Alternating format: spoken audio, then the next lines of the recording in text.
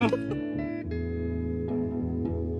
are places I remember all my life, though some have changed, some forever, not for better. Une femme d'exception, oui, une journaliste, reporter de guerre également, qui a décrypté le monde pour France 2 d'ailleurs pendant... Antenne 2 d'abord, Laurent, trentaine d'années. et France 2 après. Elle fait partie de nos amis, des Exactement. gens qu'on connaît. C'est Martine Laroche-Joubert. Si vous suivez les journaux d'Antenne 2 ou de France 2, vous l'avez entendu, elle a un ton très reconnaissable dans ses reportages. Elle a couvert les conflits dans le monde entier. Alors, j'ai quelques pays, ex-Yougoslavie, Libye, Syrie, Afghanistan, Irak, Afrique du Sud, Zaïre.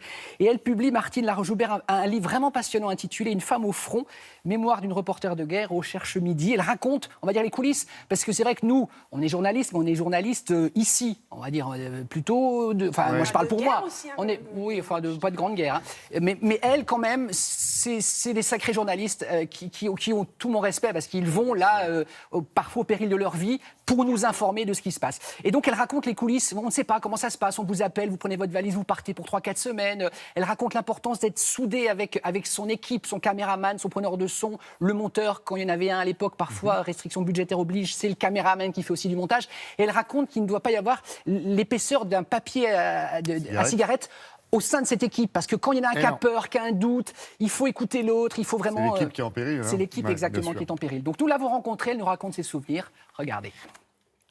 Vous allez mieux saisir les conditions de vie dramatiques des habitants de cette ville avec ce reportage exclusif de nos envoyés spéciaux. Martine Laroche-Joubert. Martine Laroche-Joubert. Martine Laroche-Joubert. Bonjour Martine Laroche-Joubert. Bonjour.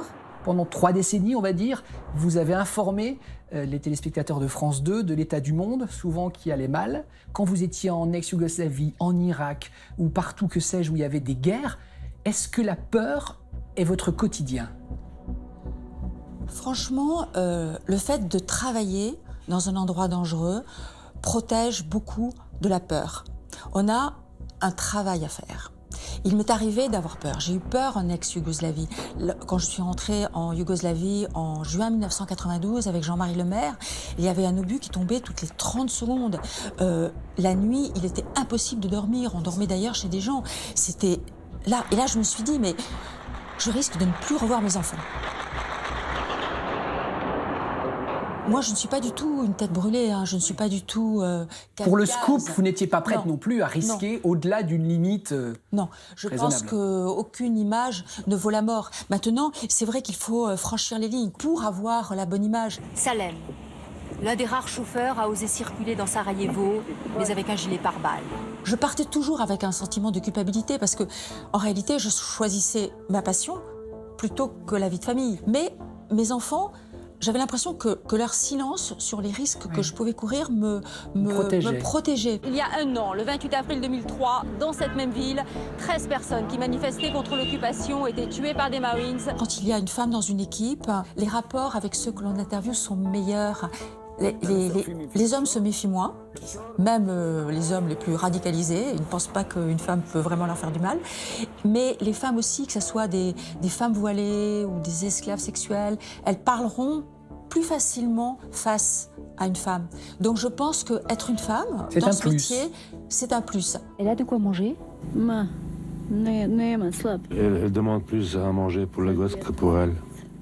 Si j'ai écrit ce livre, c'est pour montrer que ce métier est indispensable. Il est indispensable pour comprendre le monde, pour endiguer les fake news, pour donner la parole à des gens qui ne l'auraient pas si des journalistes n'étaient pas là pour leur tendre un micro. Quand pendant 3 décennies, on couvre majoritairement des conflits sur la planète, est-ce qu'on n'est pas désabusé, est-ce qu'on n'est pas triste, est-ce qu'on n'est pas pessimiste quant à l'évolution de cette planète ?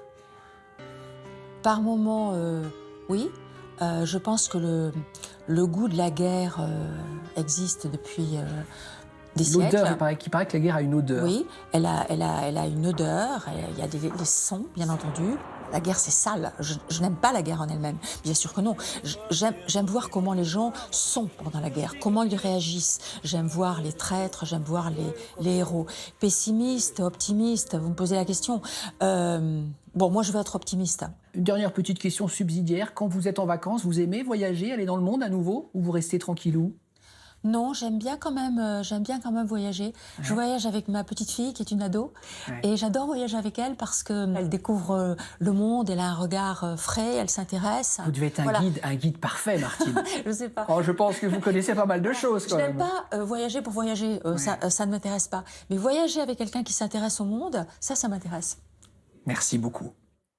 Je me souviens très bien, Damien, quand je les avais au téléphone dans ces années de guerre, ces années 90 notamment, en présentant les journaux, il y avait cette peur, il y avait des cris, des hurlements, du bruit qui étaient filtrés pour le moment où ils étaient à l'antenne, où ils cachaient tout ça L'effet pour trop mieux nous anxiogène, informer. ouais, bien sûr. Incroyable, parce que la peur existait réellement. Évidemment, évidemment. Et elle raconte à la fin, Martine, parce que elle dit je lui ai posé la question, est-ce que vous avez peur pour l'avenir de ce métier? Elle me dit oui. Je vous cite, il y a 4 lignes. Elle dit, l'avenir de ce métier m'inquiète. Il faut se battre de plus en plus pour aller sur le terrain, quel qu'il soit, contre des patrons de presse frileux qui réduisent le nombre et la durée des reportages, contre des politiques qui encouragent la méfiance envers les reporters et enfin contre des financiers qui cherchent à prendre le pouvoir dans les rédactions et pour qui nous sommes un luxe inutile. Lisez ce livre, vous allez vraiment... vous avez du respect évidemment pour ces gens-là, mais vous en aurez encore plus quand vous allez découvrir le quotidien pendant plus de 30 ans d'une reporter de guerre. Une fois de plus, pour une cause que je défends aussi depuis des années. Merci Martine de redire qu'on avait besoin de ces reporters un peu partout dans le monde pour nous décrypter l'actualité. Merci beaucoup Damien.